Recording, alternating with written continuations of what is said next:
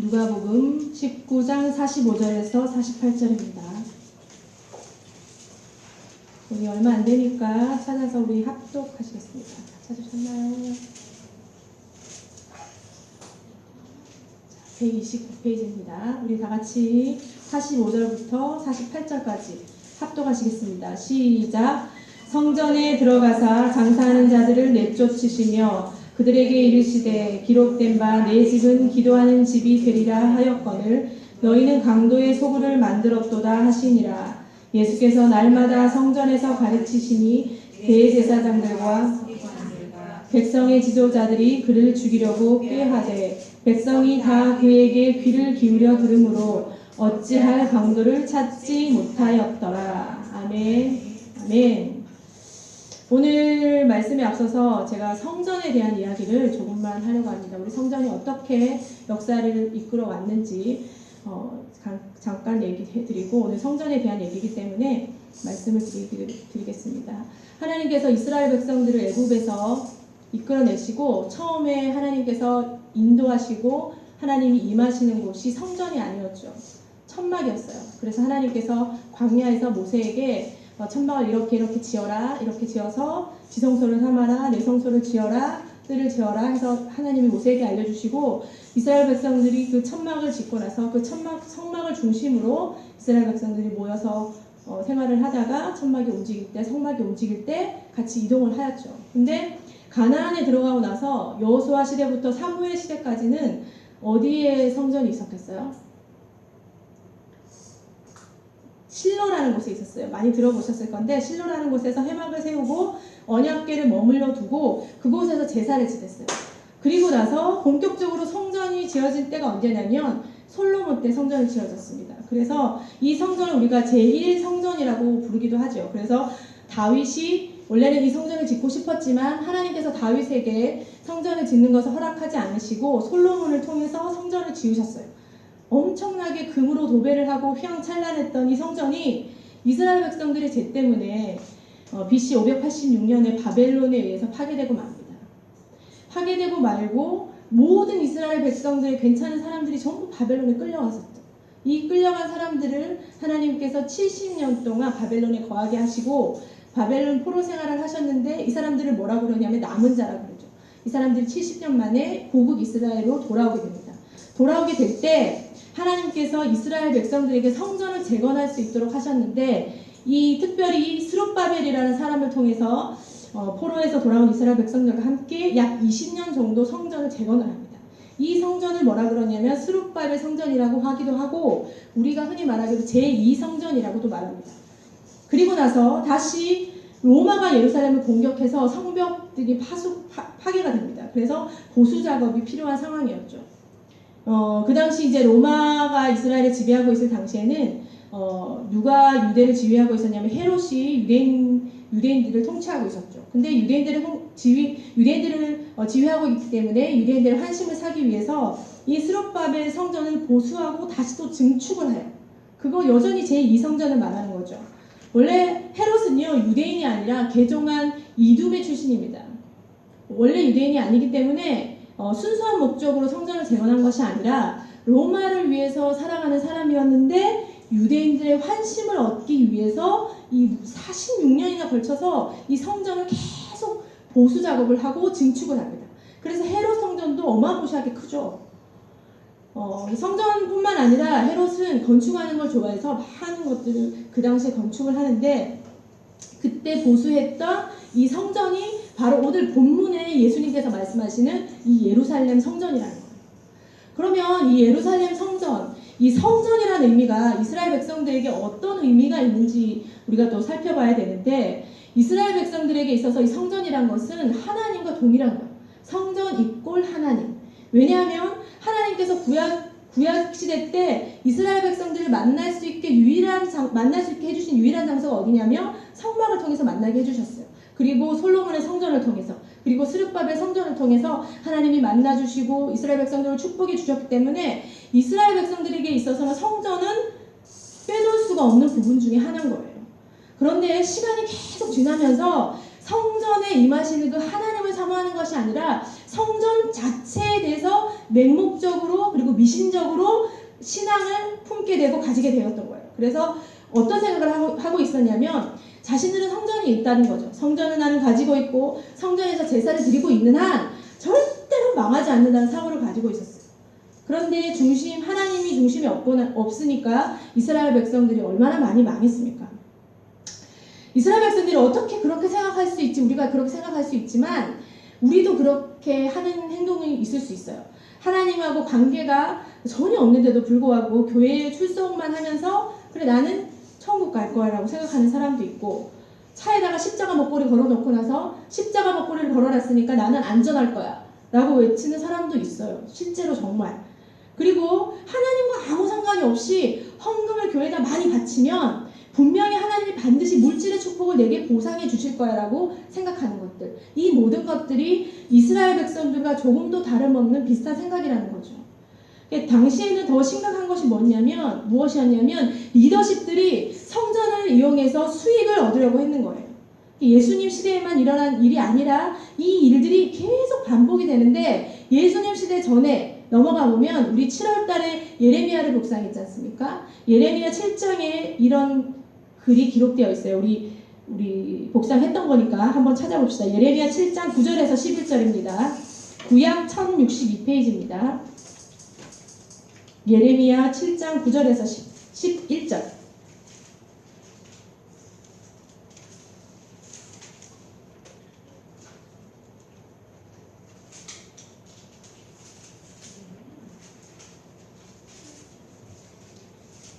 예레미야 7장 9절에서 11절입니다. 구약 1062페이지.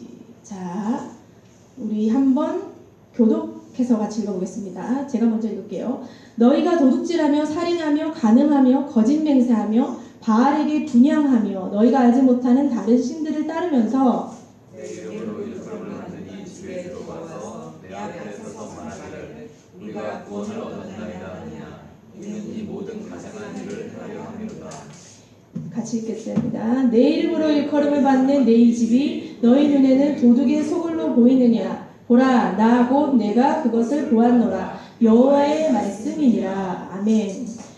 이스라엘 백성들이 죄를 저질렀지만 성전에서 예배드리고 기도하고 나면 하나님이 다 이해하실 거야. 내가 성전에서 예배드리지 않았나, 성전에서 기도했잖아, 하나님이 다 이해하실 거야, 이렇게 생각한 거예요.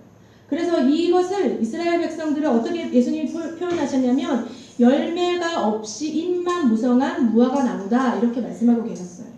역사적으로 보면 이 모습이 계속 반복적으로 흘러나오고 있습니다. 우리가 루터와 칼빈 같은 사람들이 왜 종교개혁을 했습니까? 당시에는 성경이 라틴어로 적혀 있었기 때문에 그 성도들이 성경을 읽지를 못했어요. 그러니까 성경의 내용을 알지를 못하는 거죠. 그래서 사제들이 면죄부라는 걸 만들었어요. 면죄부를 만들어서 얼마에 살 수 있도록 하는 거죠. 그래서 친척에 있는 죄도 면제해준다, 너의 죄도 면제해준다, 너의 자녀의 죄도 면제해준다. 그래서 면죄부를 사고 이 면죄부를 통해서 이익을 누리게 되는 거죠. 이익을 얻게 되는 거죠. 하나님을 앞으로 내세우고 자신들의 이익을 챙기려는 것들은 시대마다 계속적으로 발생하고 있는 일입니다. 예수님 시대도 동일하게 그런 모습으로 나타났어요. 그래서 지금 우리가 본문에서 있는 이 당시는 어떤 때냐면 6월절을 지키려고 오는 순례자들이 많았어요. 제가 저번 주에 설교를 했을 때 예수님이 나귀를 타고 예루살렘에 입성을 했잖아요. 혹시 설교를 들으신 분들 중에서 그날이 무슨 날이라고 그랬어요? 제가 월화수목금토일 중에서 주일이라고 그랬잖아요. 오늘이 이 주일날 예루살렘을 입성하시고 나서 베다니에 가서 잠시 쉬다가 월요일날 다시 예루살렘으로 들어가는 길에 예루살렘 성전을 지금 정화시키는 작업을 하고 계시는 거예요. 그러니까 월요일이죠. 예수님이 언제 돌아가셨다고 그랬어요? 금요일 돌아가셨댔잖아요. 그러니까 그 월요일이니까 화, 수, 목, 금 며칠 안 남은 거예요. 그 6월절을 지키려고 오는 많은 순례자들이 있었는데 이 사람들이 예루살렘에 다 방문하다 보니까 성전들의 희생제사를 드릴 수 있는 소나 양이나 비둘기나 이런 것들을 파는 판매자들도 되게 많았었고, 순례자들이 성전세를 내야 되기 때문에 동전을 교환해주는 동전 교환 한전상들도 많이 있었어요. 우리가 휴가철에 가면은 휴가지에서 한철 벌어서 1년을 먹고 살잖아요. 그 사람들은. 그런 것처럼 이분들도 대목인 거예요. 대목이라서 많은 사람들이 순례자들이 오기 때문에 이 사람들에게 바가지를 씌워서 많은 돈을 받으면 받을수록 유리한 거죠. 사실은 출애굽기 30장에 보면은 이 성전세는 율법으로 명시되어 있어요. 제가 한번 읽어드릴게요. 자기의 생명의 속전을 여호와께 드릴지니 이는 그것을 계수할 때에 그들 중에 질병이 없게 하려 함이니라. 무릇 계수 중에 드는 자마다 성소의 세겔로 반세겔을 낼지니 한 세겔은 20게라라. 그 반세겔을 여호와께 드릴지며 계수 중에 드는 모든 자 곧 20살 이상이 된 자가 여호와께 드리되 너희의 생명을 대속하기 위하여 여호와께 드릴 때에 부자라고 반세겔에서 더 내지 말고 가난한 자라고 덜 내지 말고 너는 이스라엘 자손에게 속전을 취하여 회막 봉사했으라. 이것이 여호와 앞에서 이스라엘 자손의 기념이 되어서 너희의 생명을 대속하리라. 출애굽기 30장에 나와 있는 율법에 대한 내용이에요. 성전세는 율법인 거예요. 정당한 것이에요. 그런데 동기가 불순할 때 그것을 율법을 지킨다고 하지만 그것조차도 부정한 일로 쓰임을 받을 수 있다는 거예요. 그래서 모든 일을 할 때는 항상 어디에서 시작이 되냐면 이 마음에서 시작되는 거예요. 기도를 할 때도, 예배를 드릴 때도, 찬양을 할 때도, 봉사를 드릴 때도, 말씀을 묵상할 때도, 구제할 때도 이 마음에서 시작되는 거예요. 그래서 우리의 마음이 어떻게 시작하였느냐가 정말 중요한 거예요. 겉보다는 하나님께서는 우리의 내면을 보게 하시고 동기를 보게 하세요. 그래서 예수님이 뭐라고 말씀하시냐면 우리의 내면, 우리의 마음에 대해서 계속 다루고 계세요. 신약에 보면 이런 말이 있어요. 심령이 가난한 자는 복이 있다. 마음속에 미워하는 자는 이미 살인했다. 마음에 가득한 게 입으로 나온다. 마음에 심을 얻어라. 두 마음을 품지 마라. 보물이 있는 곳에 네 마음이 있다. 입술로는 나를 공경하지만 마음은 내게서 멀다. 예수님이 하신 말씀 중에서 이 마음에 대한 이야기가 굉장히 많습니다. 마음이 눈에 보이나요? 마음은 눈에 보이지가 않죠. 나중에 우리가 알 수 있는 거는 뭘로 알 수 있나요? 열매로 알 수 있는 거예요. 이 마음이 어떤 마음으로 시작했는지는 우리는 열매로 알 수 있는 거예요. 그런데 하나님께서는 우리의 마음 깊은 곳에 있는 동기까지 다 보고 계시는 거예요. 겉으로는 다르게 보이지만 그 마음속에 있는 모습과 그 동기를 하나님은 이미 받으시고 그 마음부터 시작을 한다는 거예요. 그래서 이 예루살렘 성전에 있는 이 장사를 하는 사람들은 마음에 무엇으로 가득 차 있었겠습니까? 돈으로 가득 차 있는 거예요. 원래 성전세는 반세겔을 내는데 이 반세겔은 6g 정도 되는 은입니다. 은화입니다. 가치는 약 2데나리온인데 한 데나리온은 노동자의 하루 품삯이잖아요. 그럼 2데나리온은 노동자의 이틀 품삯이에요. 뭐 품삯이 일하는 것마다 다르겠지만 10만 원이라고 한다면 반세겔은 얼마입니까? 20만 원 정도 되는 금액입니다. 작은 금액이 아니에요. 이 성전세는 출애굽기 30장에 보면은 속죄의 개념으로 드리는 거예요. 지금의 주일 헌금하고 비슷한 거잖아요. 그런 주일 헌금을 드릴 때 우리가 그러면 어떤 마음으로 드려야 되는가 살펴보면 이 속죄의 개념을 적용하자면 주일 헌금을 드려야 속죄를 받는 겁니까? 그게 아니잖아요. 이 속죄의 개념을 적용을 하면 죽음에서 나를 구원해 주신 하나님의 은혜에 감사함으로 우리가 주일 헌금을 드리는 거죠. 성전세는 어떤 일에 쓰였냐면 성전을 유지해 보수하고 관리하고 그리고 아침마다 저번 주 우리 레위기 했을 때 아침마다 무엇을 올려드린댔어요? 떡상 위에 진설병을 올린댔잖아요.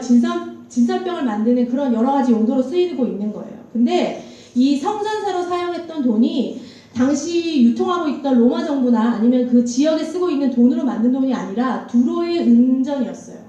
이 두로의 은전을 여러분 나중에 인터넷에 한번 찾아보시면 이 한쪽에는 헤라클레스가 새겨져 있고 반대쪽에는 독수리 신상이 그려져 있어요. 완전히 독수리 신상과 헤라클레스 신상으로 도배되어 있는 동전이에요. 그런데 제사장들이 이것만 성전세로 받는 거예요. 다른 거는 받지를 않는 거예요. 그러니까 당연히 예루살렘에 도착했을 때 성전세를 내기 위해서 뭘 해야 되냐면 환전을 해야 되는 거예요. 근데 왜 이 돈을 사용하냐면 제가 아까 말씀드렸듯이 반세겔의 무게가 몇 g이랬어요? 6g이랬잖아요. 그 6g에 맞는 돈을 찾다 보니까 이 돈인 거예요. 그래서 우상이 그려져 있든 그려지지 않았던 목적은 뭐냐면 6g을 맞추는 거예요.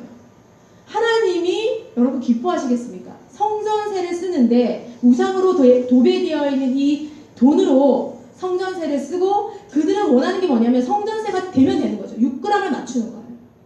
뭐가 뒤바뀐 것 같지 않아요? 계속 이렇게 뒤바뀌는 거예요. 그래서 예루살렘에 순례자가 많아지면 많아질수록 환전하는 사람들이 이익이 많아지는 거예요. 어떤 자료에 보면은 6분의 1 정도의 수수료를 챙겼다고 해요. 그리고 예루살렘 성전에 들어가서 제사를 지내야 되기 때문에 제사는 무엇으로 지냅니까? 양과 소와 염소 같은 거로 지내잖아요. 근데 멀리서 그 양과 소와 염소를 들고 오면 이게 어떻게 되겠어요? 흠집이 생기는 거예요. 근데 제사에 쓰는 양과 소나 염소 희생제물은 흠집이 나면 돼요? 안 나요? 안 되잖아요. 그러면 어떻게 해야 되겠어요? 예루살렘에 도착했을 때 사는 거예요. 그런데 이 성전 마당에서 심지어는 그 비둘기를 사는데 비둘기를 얼마나 부풀렸냐면 한 쌍에 시중가의 80배나 부풀려서 이거를 파는 거예요. 이 바가지 개념 정도가 아니라 엄청나게 비싸게 파는 겁니다. 근데 그도 그럴 것이 어떻게 이 돈을 나눠 먹냐면 환전하는 사람, 짐승 파는 사람, 그리고 제사장, 관련 공무원 이 사람들이 다 하나로 결탁되어서 성전이라는 매개를 사용해서 장사를 하는 거예요. 우리 기생충 영화 보셨어요? 성전기생충. 저 봤거든요. 우리도 영적으로 있잖아요. 눈을 크게 뜨지 않으면 미혹이 됩니다. 이게 바른 길인지 아닌지 구별하지도 못하고 잘못된 길로 갈 수도 있다는 거예요. 율법을 지키는 일에도 불구하고.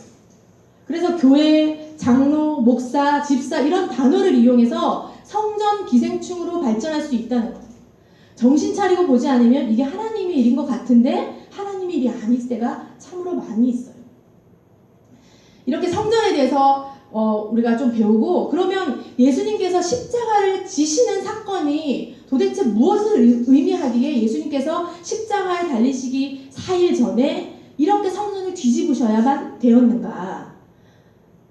예수님께서 십자가에 돌아가시고 나서 그 다음에 부활하시고 누가 우리에게 오셨어요? 임하셨나요? 성령께서 임하셨잖아요. 성령께서 예수의 그 영이 각 성도들에게 임했어요. 그때부터 더 이상 성전은 물리적인 것이 아닙니다. 성전의 역할은 무엇이었냐면 하나님과 교제하는 거예요. 하나님이 거하시고 하나님이 말씀하시는 거예요. 그런데 그 하나님이 이제 우리 성도 안에 임하는 거예요. 성도 안에 거하시고 성도 안에 사는 거예요. 그렇기 때문에 성전의 개념이 완전히 바뀌게 되는 겁니다. 다시 말해서 예수 그리스도를 영접한 모든 자들이 교회고 이 예수 그리스도를 영접한 사람들이 모인 것이 교회 공동체이고 이걸 우리가 흔히 뭐라고 하냐면 교회라고 하죠. 고린도전서 3장 16절에 보면 너희는 너희가 하나님의 성전인 것과 하나님의 성령이 너희 안에 거하시는 것을 알지 못하느냐라고 기록이 되어 있어요. 우리가 성전이라는 거죠. 우리가 교회라는 거예요. 왜냐하면 하나님이 우리 안에 거하시기 때문이죠. 그래서 요한복음 4장에 보면 사마리아 여인이 나옵니다. 사마리아 사람들은 산에서 예배를 드렸어요. 산에 산당들을 세워놓고 거기서 예배를 드리고 유대 사람들은 예루살렘 성전에서 예배를 드렸어요. 근데 예수님이 사마리아 여인을 만나자 예수님께 사마리아 여인이 뭐라고 물어보면요. 아니 도대체 우리는 어디서 예배를 드려야 됩니까? 유대인들은요.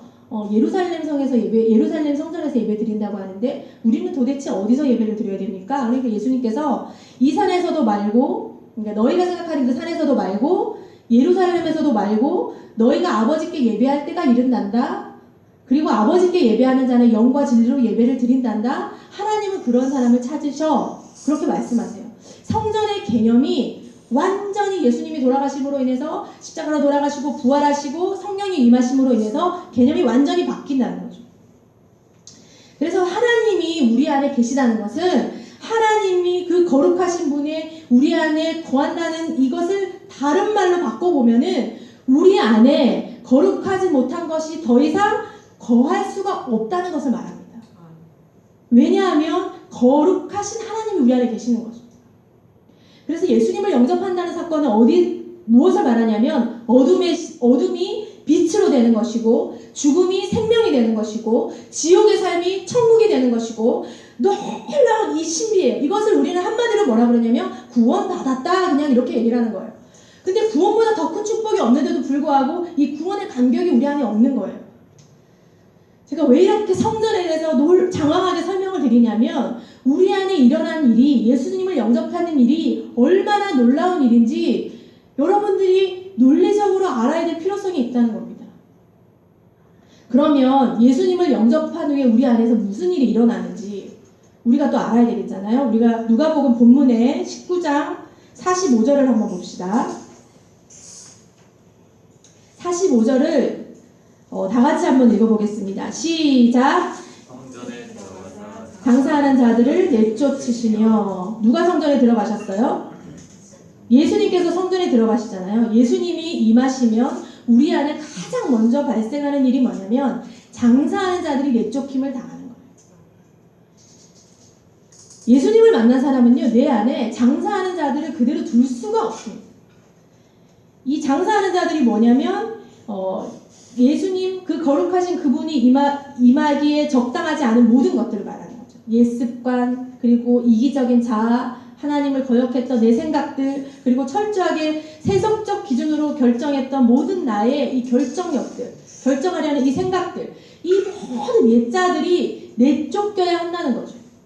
이 옛자들이 내쫓기지 않을 때 우리의 내면은 뭐가 되냐면 강도의 소굴이 되는 거예요. 강도의 소굴이 우리 내면에서 흘러나와서 뭐까지 오염시키냐면 이 공동체까지 다 강도의 소굴로 오염을 시킵니다. 예수님을 만났는데 내 안에 아무런 일도 일어나지 않았다. 그러면 사실 예수님을 만나지 못했을 수도 있어요. 최소한 내 안에서 갈등은 있어야 됩니다. 예수님을 만났을 때 내 안에 일어나고 있는 내 안에 옛 자아들과 옛 생각들에 대해서 갈등 정도는 있어야 되는데 그것조차 일어나지 않았다.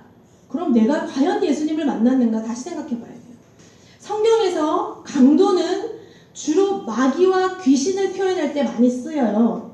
요한복음 10장에 보면요, 문을 통하여 양의 우리에 들어가지 아니하고 다른 데로 넘어가는 자를 절도며 강도라 그랬어요. 문으로 들어가는 자는 양의 목자다, 그렇게 말을 하고 있는데 요한복음 우리 10장에 보면 9절에서 10절에 내가 문이다, 예수님이 내가 문이라고 하시는 거예요. 내가 문이니 누구든지 나로 말미암아 들어가며 구원을 받고 또는 들어가며 나오며 꼴을 얻으리라. 도둑이 들어오는 것은 도둑질을 하고 죽이고 멸망시키려는 것뿐이요 내가 온 것은 양으로 생명을 얻게 하고 더 풍성히 얻게 하려는 것이다 라고 말하고 있어요. 사단은 우리의 내면을 어떻게 만들고자 하냐면 도둑의 구려로 만들려고 그러고 예수님은 우리를 성전으로 만들려고 하는 거예요. 그러면은 사단이 절대로 내 안에서 역사하고 싶어하지, 쫓겨나고 싶어하지 않잖아요. 우리가 구약의 레위기 16장에 보면 속죄일을 기록하고 있어요. 속죄일에는 가장 깊은 지성소까지 정결하게 하는 1년에 딱 한 번 있는 중요한 날이에요. 성전을 대청소하는 날이에요. 근데 어떤 방법으로 청소를 하냐면 염소의 피, 송아지의 피를 가져다가 제단 귀퉁이에 뿔을 바르고 손가락으로 그 피를 7번 뿌려서 이스라엘 자손의 부정에서 제단을 성결하게 합니다. 희생 제물의 피를 통해서만 제단이 성결되는 거예요. 다른 방법이 없는 거죠. 청소한다고 되는 것도 아니고 노력한다고 되는 것도 아니고 오로지 이 구약에서는 희생 제물의 피만 가능한 거예요. 성전이 이렇게 부정하게 된 이유는 레위기 16장 16절에서 이스라엘 자손의 부정과 그들의 범한 모든 죄로 말미암아 오염이 되었다고 말하고 있어요. 죄로 말미암아 오염이 되었다. 그럼 이 오염된 성전을 우리가 어떻게 해야 되는가? 노력으로 되는 게 아니라 오직 희생 제물의 피로 말미암아 가능하다는 거예요. 그러면 이 희생 제물의 피가 무엇이냐? 히브리서 9장에는요, 이 피를 예수 그리스도의 피라고 말하고 있습니다. 우리 히브리서 한번 찾아봅시다. 히브리서 9장 12절에서 14절, 신약 362페이지입니다. 히브리서 9장 12절에서 14절, 신약 362페이지.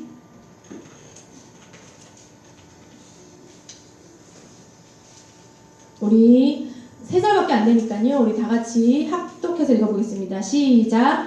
염소와 송아지의 피로 하지 아니하고 오직 자기의 피로 영원한 속죄를 이루사 단번에 성소에 들어가셨느니라. 염소와 황소의 피와 및 암송아지의 죄를 부정한 자에게 뿌려 그 육체를 정결하게 하여 거룩하게 하거든. 하물며 영원하신 성령으로 말미암아 흠없는 자기를 하나님께 드린 그리스도의 피가 어찌 너의 양심을 죽은 행실에서 깨끗하게 하고 살아계신 하나님을 섬기게 하지 못하겠느냐. 아멘.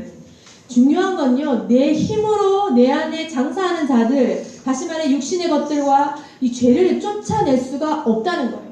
절대적으로 그분의 도우심이 필요하다는 거예요. 근데 이 도우심을 붙드는 방법이 뭐냐? 믿음이라는 겁니다. 그리고 이 믿음을 유지하는 방법은 기도와 말씀이라는 거예요. 자, 다시 말하면 장사하는 자들이 내쫓겨야 우리의 영이 기도하는 집으로 바뀌죠. 이거를 다른 말로 하면은, 바꿔서 말하면, 기도하지 않으면 절대로 장사하는 자들이 나가지 않는다는 거예요. 그래서 기도하지 않을 때 어떻게 되냐면, 그리스도인이 그리스도인이긴 한데 점점 세속적으로 바뀌는 거예요. 예수를 믿기는 믿는데 안 믿는 사람하고 하나도 차이가 나진 않는 거예요. 영적인 힘이 전혀 없는 겁니다. 그래서 예수님께서 46절에 하신 말씀 우리가 한번 봐야 됩니다. 46절 한번 보세요. 46절. 자, 기록된 바 내 집은 기도하는 집이 되리라. 내 집이 기도하는 집이 되리라. 이 말씀이 무슨 말씀일까요? 내 집이다. 그러면 이 말은 집주인이 누구라는 말입니까? 집주인이 누구라는 거예요? 예수 그리스도라는 거죠. 그리고 기도하는 집이란 말은 성전의 역할은 하나님과 교제를 위해서 사용되어야 한다는 말이에요. 바꿔 말하면 우리가 성전이잖아요. 우리의 영혼은 하나님과 교제할 때 만족을 누리고 하나님 안에서, 그리스도 안에서 그 길을 걸어갈 때만 하나님의 창조의 목적대로 살아가고 창조의 목적대로 만들어진다는 얘기예요. 그렇다면, 여기까지 흘러왔다면 이제는 우리가 기도를 어떻게 해야 되는 거냐는 거죠.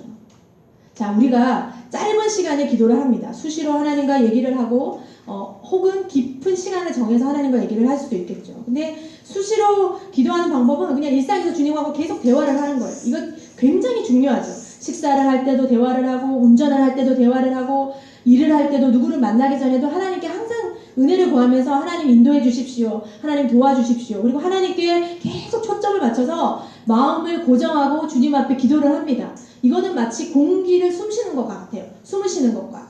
근데 이것만으로는 영적으로 더 건강해진다거나 아니면 생명으로 인도하는 사역을 하기에는 부족해요.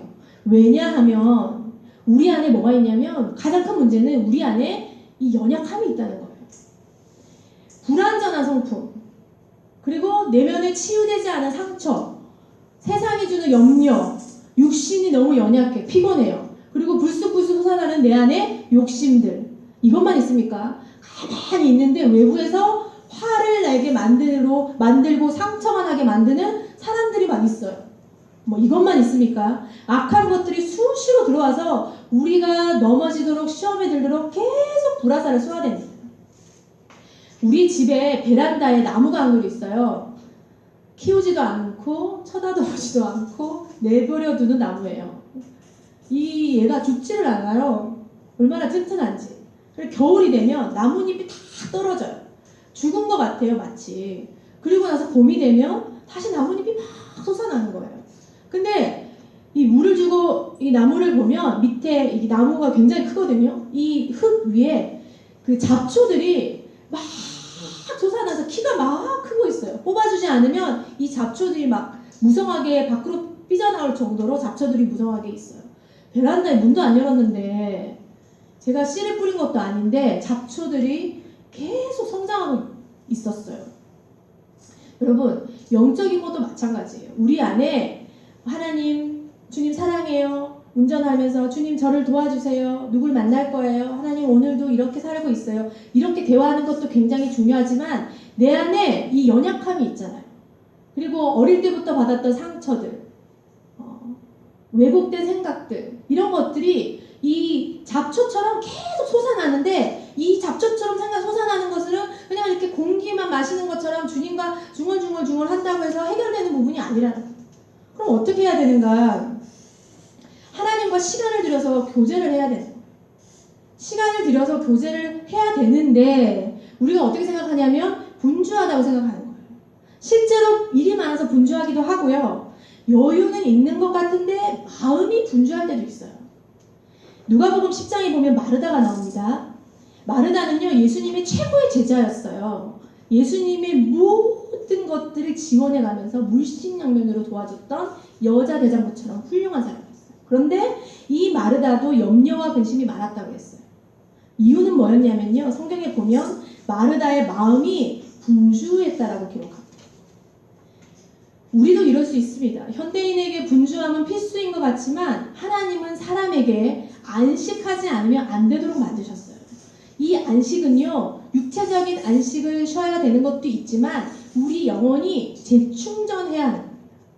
여러분, 재충전은 우리가 핸드폰 배터리로 생각하면 돼요. 아침에 핸드폰을 100% 충전하고 나가서 전화를 걸고 문자를 받고 인터넷을 하고 나면 집에 가면 어떻게 돼요? 방전돼서 거의 없잖아요. 근데 잘 때 또 배터리를 재충전하면 어떻게 되나요? 다시 마치 아무 일도 없었다는 것처럼 이 핸드폰이 살아서 막 움직이는 거죠. 걸어가는 건 아니지만 다시 전화도 하고 문자도 보내고 이렇게 할 수 있는 거죠. 그렇죠? 그것처럼 우리가 재충전을 해야 되는데 이 재충전을 어떻게 하느냐? 교통함을 하는 거예요. 어떻게 교통하냐? 첫 번째는 하나님과 교통하고 두 번째는 성도 간의 교통을 하는 거예요. 이 둘 중에서 하나라도 소외될 때 우리에게 결핍이 옵니다. 하나님과 소통하는 것도 해야 되고 성도 간에 소통하는 것도 해야 되는 거죠. 근데 사실은 하나님과의 이 소통이 가장 중요한 이유가 하나님과 소통이 될 때 성도 간의 소통이 자연스럽게 나와요. 우리에게 하나님과의 이 교통함과 이 충전함을 할 수 있는 이 유일한 것이 뭐냐면, 유일하다기보다는 필요한 것이 뭐냐면 그게 기도예요. 기도를 재충전할 수 있는 기도를 해야 된다는 거예요. 자, 재충전하는 기도다. 이 재충전하는 기도는 내가 원하는 것을 1번부터 10번까지 나열하는 기도가 아니에요. 어떻게 하는 거냐면 우리 안에 하나님의 숨결과 하나님의 뜻과 하나님의 사랑과 하나님의 마음이 이 안에서 충전이 되는 거예요. 하나님으로 채워지는 거예요. 그러면 내 영혼이 어떻게 되냐면 소생하는 거예요. 이런 기도를 하는 거예요. 매일매일 배터리를 충전하듯이. 그런데 이 기도를 할 때 가장 전제가 필요한데 그게 뭐냐면 하나님께서 나에게 최선의 것을 주신다는 믿음이 있어야 돼요. 옆에 사람에게 꼭 얘기를 하는 거예요. 뭐라고 얘기하냐면 하나님께서 당신에게 가장 최선의 것을 주십니다. 확신을 가지고 한번 얘기해 보세요. 자, 옆에 사람 보고. 옆에 사람 없으면 뒤에 사람한테. 제가 뭐라고 했어요? 하나님께서 당신에게 가장 최선의 것을 주십니다. 아멘이십니까? 이 믿음을 가지지 않고 기도하면 기도가 다 헛된 것이 돼요. 왜냐하면 충전해야 되잖아요. 충전하는데 하나님의 인도와 역사들이 한 번에 촥 보여지는 것이 아니라 하나님의 인도와 역사들은 과정이에요. 근데 이 과정 속에서 우리가 계속 필요한 게 뭐냐면 인내예요. 인내. 하나님의 뜻이 보이지 않을 때까지, 뜻이 보일 때까지. 구약에 요셉을 다 아시겠지만 요셉이 최종적으로 총리가 되셨어요. 그래서 아들의 이름을 요셉으로 짓는 사람도 많잖아요. 우리 아들도 총리가 되어야지 이러면서 요셉을 이름으로 짓는 사람이 많은데 이 요셉의 인생의 과정을 보면은 요셉이 총리가 될 것이라는 어떤 힌트를 주는 역사적인 사건이 하나도 없어요. 어떻게 됐어요? 요셉 형들에게 팔려갔죠. 종이 되었죠. 감옥살이를 했죠. 아무것도 총리가 될 수 있는 단서가 없어요. 근데 요셉이 믿음으로 그 과정을 인내하며 견딜 때 하나님이 그에게 형통함을 주셨죠. 하나님과 함께 하심. 그 과정을 다 견딜 때 요셉이 뭐가 되냐면 총리가 되는 거죠. 우리 딸이 정말 좋아하는 게 그 에버랜드 가면 티익스프레스예요. 그 롤러코스터를 타면 굉장히 높이 있잖아요. 올라갔다 내려갔다 올라갔다 내려갔다 이거를 즐기는데 저는 도저히 타지를 못해요. 근데 이 롤러코스터를 타면 죽을 것 같이 힘든데도 불구하고 사람들이 돈을 내고 줄까지 서서 탑니다. 여러분 이걸 왜 타겠어요? 물론 스릴을 누리려고 하지만 이 스릴도 안전해야 누리는 거 아니겠어요? 첫 번째는 안전벨트가 있기 때문이거죠. 올라갔다 내려갔다 해도 난 죽지 않는다. 두 번째는 뭐냐면 계속 죽을 때까지 롤러코스터를 타면 타겠어요? 언젠가는 종착지에 돌아온다는 믿음을 가지고 타는 거죠. 그렇지 않겠어요? 마찬가지 이 롤러코스터를 타는데도 믿음이 필요한데 우리의 인생에서 하나님께서 우리에게 안전벨트를 주셨어요. 약속의 말씀과 믿음의 동력자들. 이 안전벨트를 메고 여정으로 가는데 어떤 믿음이 필요하냐면 이 여정은 곧 끝나고 하나님의 나라가 우리 안에 임하신다. 이미 임했지만 하나님이 예수 그리스도가 다시 재림하신다는 이 믿음을 가지고 이 롤러코스터를 타는 거예요. 근데 이 믿음을 가지고 타지 않으면 너무 힘든 거죠. 끝없는 인내. 결과가 나오지 않는 인내는 우리를 지치게 만듭니다. 그렇지만 성경은 계속 얘기하고 있어요. 언젠가는 내가 다시 오겠다. 너희 인생을 내가 함께 하겠다. 주관하겠다. 기도는 뭐와 같냐면 젖을 먹는 것과 같습니다. 우리가 어머니들은 젖을 먹여봤잖아요. 젖을 먹이기 전에 젖이 부풀어 오릅니다. 그럼 아이가 있는 힘을 다해서 젖을 빨아요. 근데 젖을 빨고 나면 젖이 어때요? 막 나오잖아요. 근데 그때도 젖을 빨면 어떻게 되나요? 아이가 이 기도로 넘어가서 아이가 살에 걸려요. 죽을지도 몰라요. 진짜 위험한 일인 거죠. 처음에는 젖을 빨 때 힘을 내서 빠는 것 같지만 젖이 나올 때는 젖의 속도로 내가 맞춰서 그냥 입만 대는 거예요. 아이들이. 마찬가지예요. 기도는요. 내 힘으로 하는 게 아닙니다.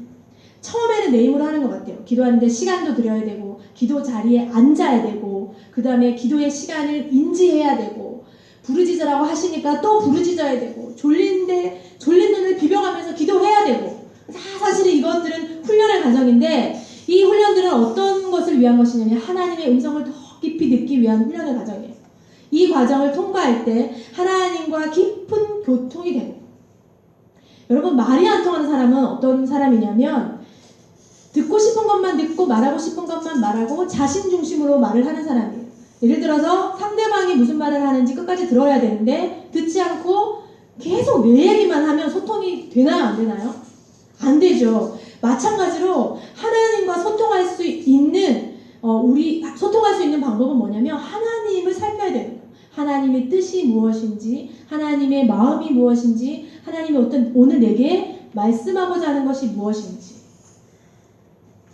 하나님의 입장에서 생각하고 하나님의 사랑에 대해서 묵상하고 이 모든 것들이 우리 관계 안에 있는 대화인 거죠. 그래서 기도가 일방적으로 리스트업을 하는 게 아니라 하나님 안에서 하나님의 음성을 듣는 과정이 필요해요. 그래서 우리의 마음이 가장 중요하다고 예수님이 계속 얘기를 하시는 거예요. 왜냐하면 이 마음으로 계속 하나님의 음성을 들을 수 있기 때문이에요. 여러분 기도를 많이 하는데도 열매가 나타나지 않는 경우가 있어요. 이 경우는 어떤 것이냐면은 내 안에 가득한 생각으로 하나님 앞에 나갈 때 아무것도 들을 수 없고 아무것도 경험할 수 없어요. 제가 아까 말했잖아요. 기도는 뭐라고요? 충전하는 거랬잖아요. 그러니까 충전이 전혀 안 되는 거죠.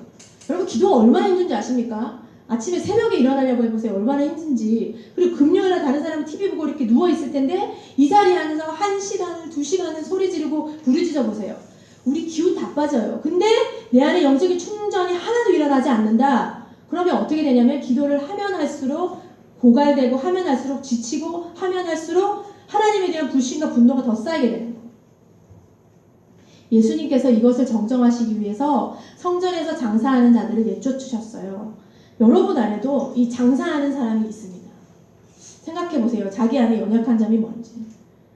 근데 기도하는 사람에게는요. 반드시 이 모든 것들이 쫓김을 받게 돼 있어요. 명심할 것은 내가 쫓아내는 게 아니라 쫓김을 당하는 거예요. 주님이 쫓아내시는 거예요.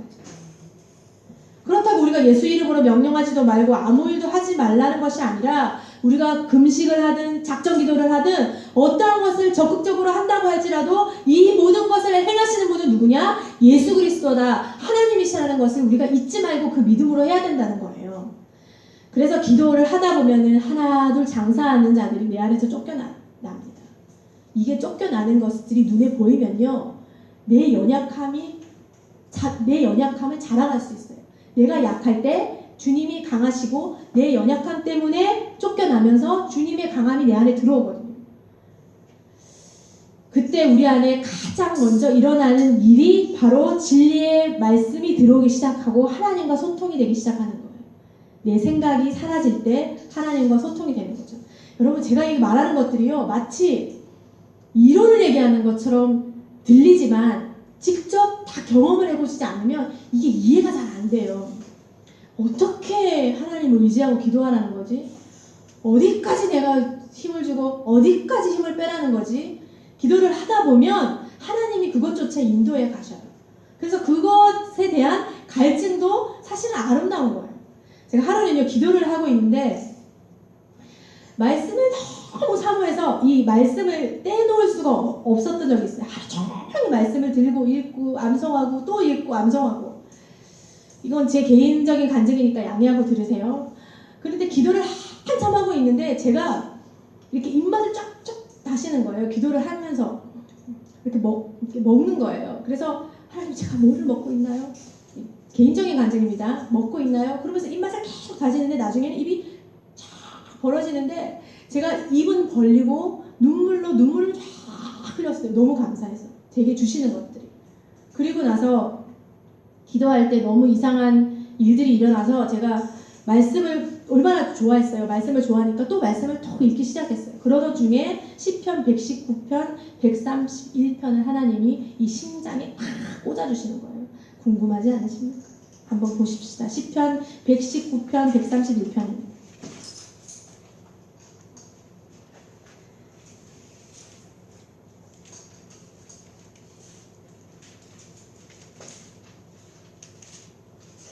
제가 그렇게 기도하고 난 다음 날 받은 말씀이에요. 시편 119편 131편입니다. 자, 우리 다 같이 한번 읽어볼까요? 시작! 내가 주의 계명들을 사모함으로 내가 입을 열고 헐떡 연나이다. 이 말씀을 읽는데 어제 했던 행동이 이거였구나라는 마음이 제 안에 확신이 들었어요. 이거는 개인적인 확신이겠죠. 이 말씀을 읽는 순간 제가 얼마나 울었는지 모르겠어요. 한 번도 느껴볼 수 없는 그 말씀에 대한 간절함과 사모함들이 이 안에서 막 솟아오르는 거예요. 여러분, 시편 119편 좀 길잖아요. 하나님의 말씀에 대한 열정이 가득 담겨 있는 거예요. 우리 설교 끝나고 집에 한번 가서 읽어보세요. 어떻게 이렇게 반응할 수 있나? 말씀이 그렇게 좋나? 그 정도로 말씀으로 사모하면서 시편 119편을 기록한 저자가 119편을 적어가요. 이렇게 돼야지 우리 영혼이 이 말씀이 머리에 머무는 게 아니라 이 내면을 적시는 거예요. 적시다 못해 흘러나오는 게 생수의 강이 터지는 거죠. 기도도 마찬가지예요. 기도를 내 힘으로 하면 여러분 집에 가서 되게 피곤해요. 그런 거 경험해보지 않으셨나요? 억지로 예를 들어서 목사님이 7일 동안 특별 새벽 기도를 하겠다 하고 선포를 하셨어요. 내가 장로인데, 내가 권사인데, 내가 안수집사인데 안 올 수도 없고, 그래서 억지로 왔어요. 그래서 목사님에게 도장 찍듯이 딱 인사를 하고 집을 갑니다. 하나님에 대한 충전 없이. 그러면요, 일주일이 진짜 피곤해요. 물론 새벽기도는 피곤하죠. 그거 말고요, 이 안에 건조하다니까요. 굉장히 드라이해요. 기도를 30분 넘게 했는데도 드라이 하고요. 그리고 다음에 특세가 있으면 이제 막 치가 떨려요. 특세를 어떻게 가야 되나, 세상에. 그래서 특세를 안 갈 수 있는 곳으로 막 이사를 가고 싶은 그런 유혹이 막 올라오는 거예요. 그런데 10분을 기도해도 돼요. 5분을 기도해도요, 이 기도에 충전함이 오면요, 앉아있는 순간 주님과 교통이 돼요. 그러면 이 배터리, 급속 배터리 충전이라고 들어보셨습니까? 1시간을 앉아있는다고 해서 충전이 되는 게 아니에요. 하나님과 소통하는, 하나님의 숨결과 하나님의 사랑과 하나님의 따스함과 하나님의 성품이 내 안에 그냥 스며드는 거예요. 우리 안에 계시잖아요. 우리 안에 계신데 내가 어떻게 되냐면, 우리 아까 제가 말씀드렸잖아요. 우리 안에 이 연약함으로 말미암아 하나님이 활성화되지 못하도록 우리가 자꾸 우리 생각으로 누르는 거예요. 그래서 하나님이 근심하시고 애통하시고 염려하세요. 여러분에게 성전 삼고 싶어 하시는데 장사의 소굴로 계속 만드는 거예요. 그래서 머릿속에 기도 제목이 0.001초도 안 걸리고 탁탁탁 돌아가요. 하나님, 오늘은 이거 해야 되고 저거 해야 되고 저거 해야 되고 저거 해야 되고. 굉장히 기도하고 피곤하고요. 머리도 피곤하고요. 안식이 안 됩니다. 저 이런 기도 해봤거든요. 2시간을 기도해도요 충전이 안 되는 거예요. 막 부르짖고 소리를 질러도 충전이 안 되는 거예요. 하나님이 내 안에 이 하나님의 사랑으로 채워주지 않으면 영혼이 공고하고 아무리 기도해도 영혼의 체험이 없어요. 그런데 이 충전하는 기도는요, 제가 아까 전 먹는 거 얘기했잖아요. 처음에 힘을 줘요. 하나님 나 오늘 너무 피곤한데 왔습니다. 집사님 피곤한데 오셨잖아요. 얼마나 여기 멀어요. 강남에서 여기까지. 강남에서만 오시나요? 전 인천에서 왔습니까? 잘하셨습니다.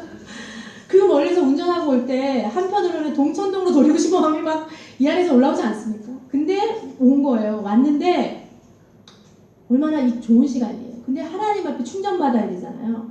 하나님의 영으로 채우려면 어떻게 되냐면 힘을 빼라는 것도 아니고 소리를 지르지 말라는 것도 아니에요.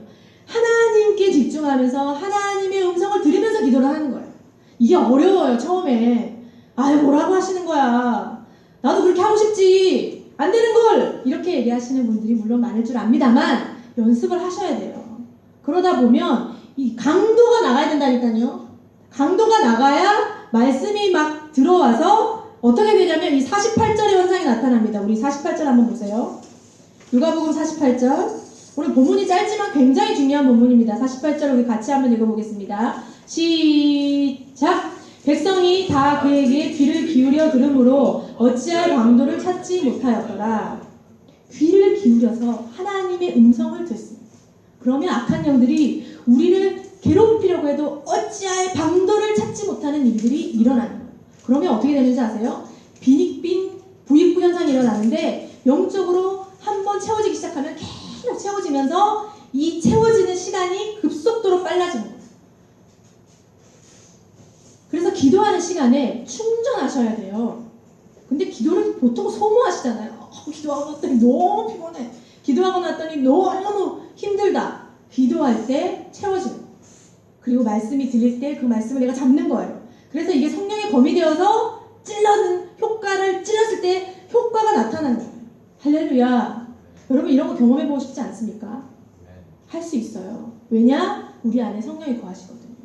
저만의 하나님이 아니라 여러분 각자 내면에 계신 하나님께서 여러분이 마음을 드린다면, 제가 아까 마음 얘기를 했잖아요. 모든 것은 마음으로부터 나는 거예요. 그래서 예수님이 뭐라고 그랬냐면 산상수훈에서 마음이 청결한 자는 하나님을 볼 것이요 마음이 온유한 자는 복이 있다. 마음, 겉으로 아무것도 표가 안 나는데 그 마음에서부터 비롯되는 모든 것으로 인하여 하나님이 우리를 지배하시고 우리에게 충전하시는 거예요. 기도로 충전하시고 말씀으로 믿음을 주시고 또 기도로 충전하시고 말씀으로 믿음을 주시고. 그러면 어떤 일이 발생하냐면 오늘은 너무 기도할 시간이 없었어요. 그래서 와서 10분을 앉아있는데 하나님이 너무 좋아요. 그리고 그게 연결이 됩니다. 어떻게 연결이 되냐면 걸어가면서 찬양하면서 누워서 잘 때도 아침에 다 눈 뜨자마자 가요가 흘러나오는 게 아니라 주님에 대한 찬양이 흘러나와요. 그래서 찬양 때문에 혼자 울기도 하고, 그리고 말씀을 읽다가 내 안에 찔림을 받아서 말씀 때문에 울기도 하고. 여러분 우리가 금요일마다 이 늦은 시간을 정해서 피곤을 무릅쓰고 여기까지 오시지 않습니까? 하나님과 소통하기 위해서 오시지 않았습니까? 그렇죠? 율법적으로 왔다 갔다 출석하려고 오지 마시고 솟구쳐 나오는 젖을 맛보셔요. 처음부터 맛볼 수 없어요. 그러니까 매번 시간을 드리는 거예요. 하나님 앞에. 저는 골방 기도를 7년을 했어요. 7년은 어쩔 수 없이 아이 때문에 밖으로 나갈 수가 없으니까. 근데 그 안에서 어느 날은 너무 피곤하고 어느 날은 이유가 없는 날이 왜 있겠어요? 왜 없겠습니까? 하나님께 매일 일정하게 시간을 드릴 때 이 생수가 터지는 시간이 와요. 그때 그 맛을 알게 됩니다. 우리 우리 은서가 그 젖을 18개월이나 먹었어요. 다른 걸 먹지를 않는 거예요. 밥을 줘도 안 먹고 분유를 줘도 안 먹고 얘가 이 맛을 아니까 다른 것을 입을 들이질 않아요. 우리도 마찬가지예요. 하나님에게 솟아나오는 그 신령한 젖을 맛본 사람은요, 갈증이 뭔지 알아요. 그리고 하나님의 것들을 분별할 수 있는 힘이 생겨요. 그리고 말씀으로 힘을 얻습니다. 여러분 오늘 한번 하나님이 이끄시는 대로 기도해보세요. 그리고 금방 일어나지 마시고 일어나고 싶은 육신의 생각이 올라올 때 내가 일주일에 한 번 기도하러 오는데 일어날 수 없지. 기도해야지. 이런 마음을 가지시고 끝까지 남아 계셔서 기도하시는 오늘 하루가 됐으면 좋겠습니다. 아멘. 아멘.